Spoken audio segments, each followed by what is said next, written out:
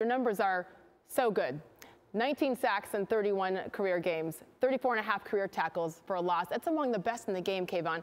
All-American, finalist for all the major defensive awards. I want to ask you, the accomplishment that you're the most proud of is what?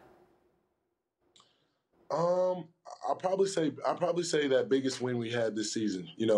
Being the top 3 team, just because it's been so hard. Being in the Pac-12, we've always been an underdog, and people's always kind of looked down upon us.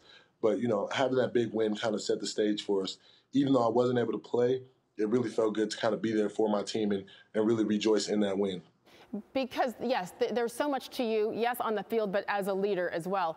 I mentioned that coming into the segment. How has it been to not be able to fully play because of the injury?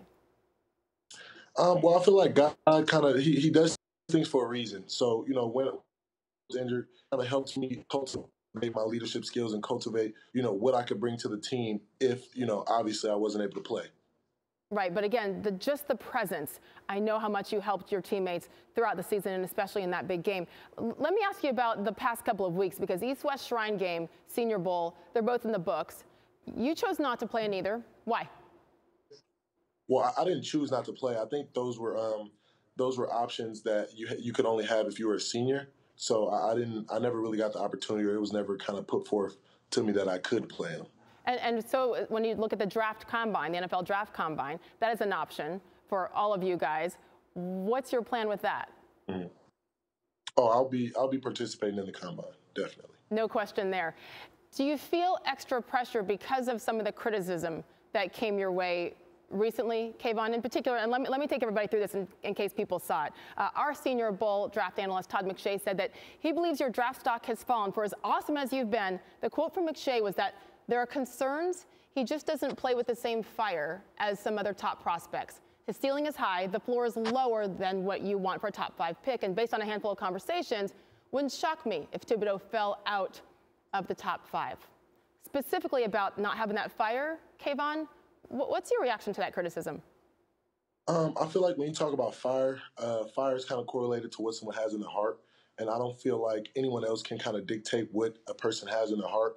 Mm-hmm. So I don't really look to it. I know it's entertainment. I know everyone has a job to do, but I do feel like the combine is going to be a place where I can, put all the questions to rest, and I'll be able to answer them with my chin up and my chest out. So I'm excited for just the journey and blessed for the opportunity. Yeah. And I mean, there's not many people who get to play this game at the highest level. So I just thank God every day that I'm healthy and that He's given me the wisdom and the clarity to come this far, and we're just going to keep it going. What are your preparations like then for that day, for the combine?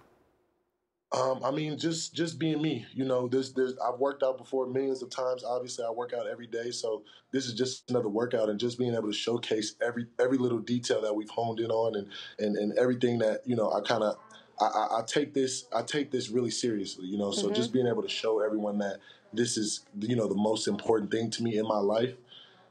That's pretty much it. If you're an NFL GM, where are you selecting Kayvon Thibodeaux? I try not to make predictions. One thing we talked about in college is you don't proclaim, but I'm going to work, and I'm going to really, show that I put in the work to show that I'm the best player in this draft, and hopefully, I go number 1. Everybody has an intangible, right? Because we can look at the numbers and look at the game film. What's your intangible? My competitive spirit.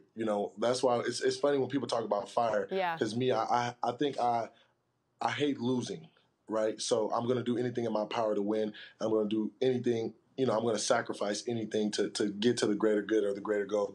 So just showing that, I'm literally going to do whatever it takes for me to get better or for me to help, the man next to me get better. Okay, so when you look ahead to the end of April in Las Vegas, this is a really important question because fashion is always a huge part of the NFL draft, right? I mean, that's a big deal, and those pictures and videos last forever. We give people all kinds of a hard time because of what they wore 20 years ago. So how are you going to decide what you're wearing on draft day? It'll be timeless. I'm putting together my suit now, but it'll definitely be timeless, and I'll definitely do it the right way. Timeless. So are you working with designers, or are you doing this on your own? Well, I'm a little bit of both. I'm doing it on my own in the sense that no one's going to dress me up. I didn't even let my mom dress me up for school. You know, I laid my outfit out the night before. So, you know, I do have my ideas, but I am getting with some, you know, creative people who are going to help, you know, cultivate my ideas into what I actually want it to be. See, but you use the key word there, timeless. I love it. You know, I looked at your Instagram and you are, yes, strong, opinionated, but I noticed how much your family means to you. What do you think it's going to be like for your entire family when they hear Commissioner Roger Goodell call your name whenever he calls it? I know a few people might pass out, a few people might cry. You know, I feel like it's gonna be a hysterical moment for all of us. I'm probably gonna be the guy who's trying to keep his cool and act like I've been here before, but I might even burst out crying. So, you know, honestly, everybody's just excited. You know, we've never really been in this position, and now that we're here, we can only thank God, and you know, it's amazing. I'm gonna make you call people out. Who's passing out and who's crying? My mom is crying. My dad is passing out. Really? Yeah, my grandma she's just gonna smile and act like she knew it was happening. She's not even fazed by it. My little sister, she's probably gonna be mad because she's wondering why all the cameras are in her face. I don't know. It's gonna be a whole lot of emotions. It's gonna be a lot going on. Thanks for watching ESPN on YouTube. For live streaming, sports, and premium content, subscribe to ESPN+.